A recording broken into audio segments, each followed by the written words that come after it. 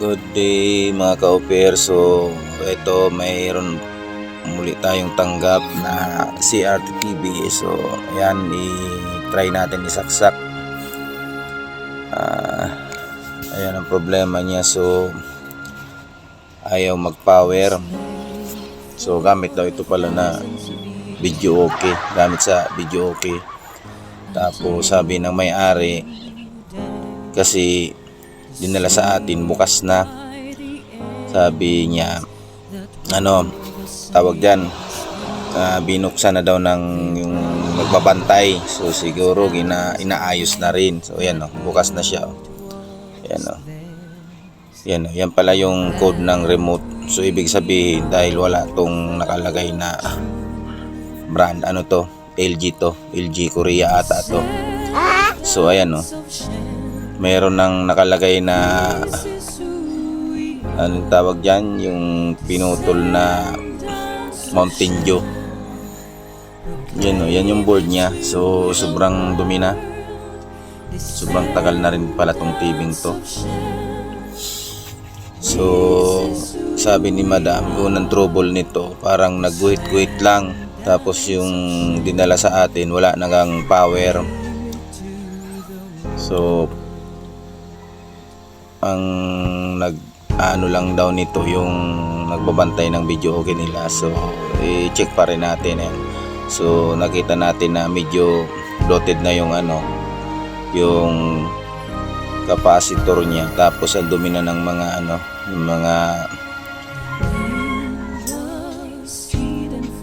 mga kalawang na rin ng mga parts na piyesa. So ayan puro dumi na nung board niya. So linisan muna natin yan. Dapat gano'n ang kulay, yung parang dark brown. So ito na, kumbaga pwede nang taniman. Joke lang. So ayan yung likod niya. So marami nang gumawa.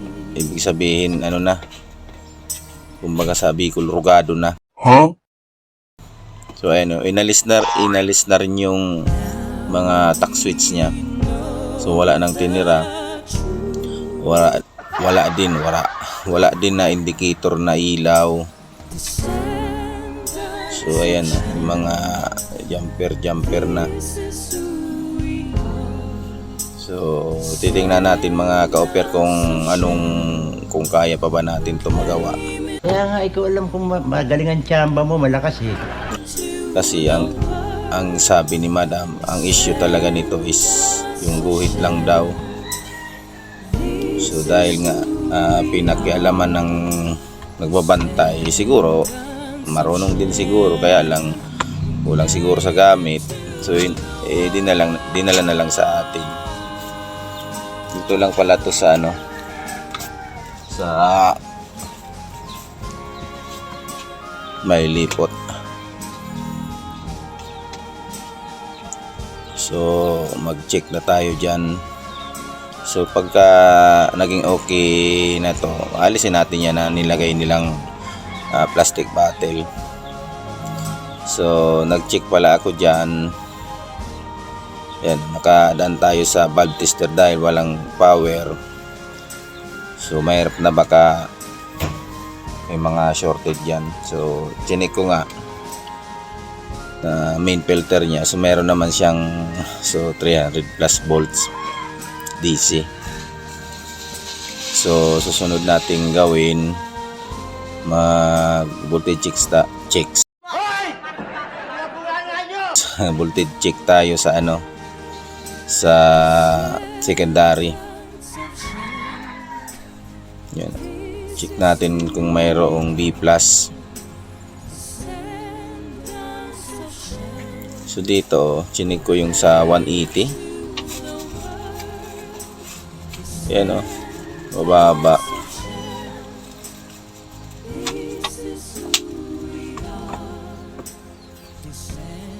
So kailangan mabuhay muna natin to para makita natin kung guhit lang ba yung ano, parang yung sa sinasabi ni madam na guhit, parang retrace line ang tinatawag niya. So di natin alam. So ang ginawa ko diyan para mabuhay, nagresolder lang.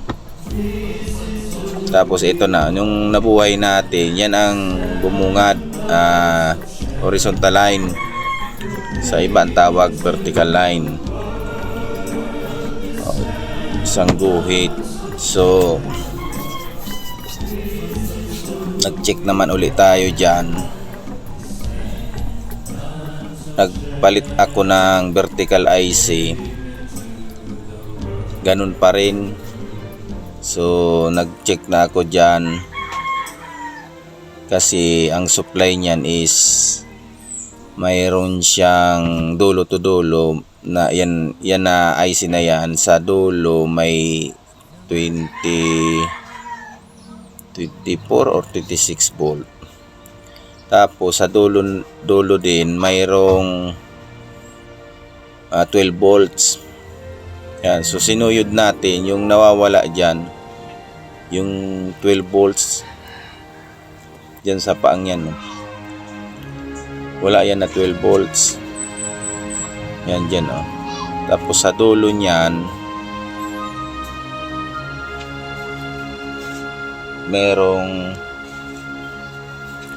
24 to 26 volt. So yan ang nakuha natin na sira sa vertical IC.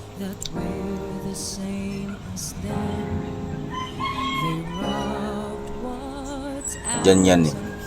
Yung galing sa ano, yung galing sa flyback na supply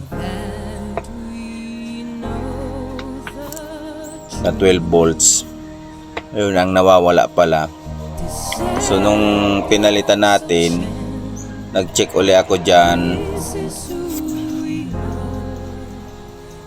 Yan na, pinag-in ko uli. Chinik ko yung may nawawalang voltage dyan sa vertical IC. So yan, yung capacitor. Yan, galing dyan. Ito meron, dito wala. So check natin kung meron na.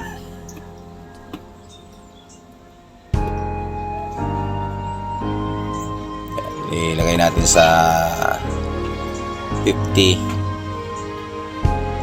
Tingnan natin kung mayroon nang ano, power on natin. Yan, nag-click na yung relay niya. Yan, yung capacitor niya. So yan, mayroon ng 12 volts. Yung sa kabila, meron talaga yan dati. Yan, ito, 26 nga. So dyan tayo nakakuha ng ano, may sira niya yung 12 volts. Yan, may ilaw na yan. So check natin uli. Yan ang problema. Parang nakita natin na mayroon pang sira uli. Yung sinasabi na ni madam na retrace line, yan nga. May display naman siya, kaya lang retrace line siya. Yun na yung sinasabi siguro ni madam na puro guhit na lang. Tapos syempre soyod ulit tayo dyan. Naka-range tayo ng 250. Tingnan natin. Yan yung 180. Sinuyod natin yan. Yung pag-check ko dyan, yun naman, mababa. Nasa 250, naka-range tayo ng 250 volts. Mababa yung output ng 180.